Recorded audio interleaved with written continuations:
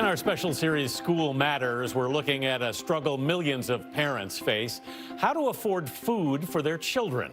During the summer, the Census Bureau says kids in up to 13 million households did not have enough food to eat, and less than 20% of children who qualified for free and reduced lunch got the meals they needed. Nancy Cordes looks at why it's been so difficult to keep those nutrition programs running at full capacity during remote learning. Nancy, good morning.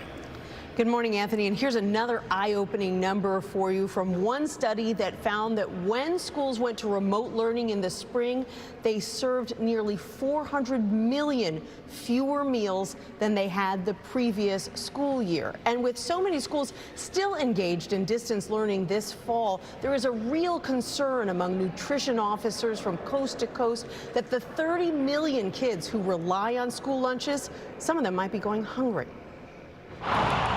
In Cincinnati, Ohio, 85% of students qualified for food assistance even before the pandemic hit. Hey there, kiddos. How are you? When the schools shut down, officials made sure no student lived more than a mile from a pickup site like this one. But still, the city served just 10% of the meals it did when schools were open. I don't know what we would have done without it. Ashley O'Neill runs a food truck with her husband. The mom of two worries about sending her daughters back to school in person starting this week. Anxiety's high. We don't really know what to expect. I don't have a 9 to 5 where I absolutely have to be there.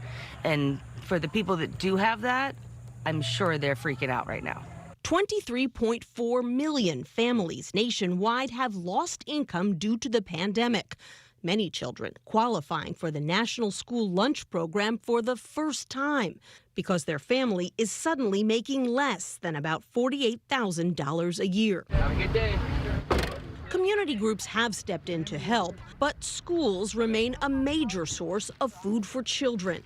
And 80% of schools report serving fewer meals after they shut down last spring.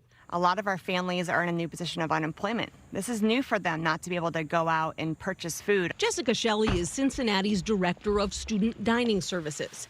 She has relied on waivers from the Department of Agriculture to distribute food regardless of whether families have formally been approved for benefits. I think there might be students in the district that aren't getting the nutrition they need each day.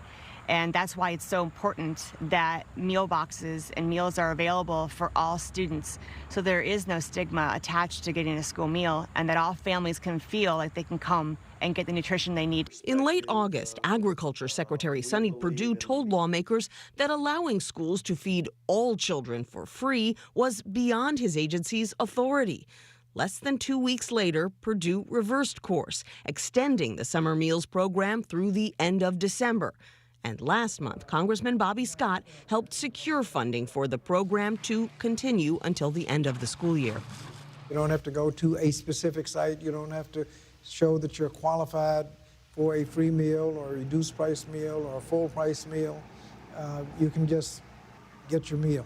There's already significant childhood hunger going on in America today. We can avoid this. We can minimize it if we fund these programs appropriately. At this point, it's crucial. Ryan Lopez was laid off in March. How many kids do you have?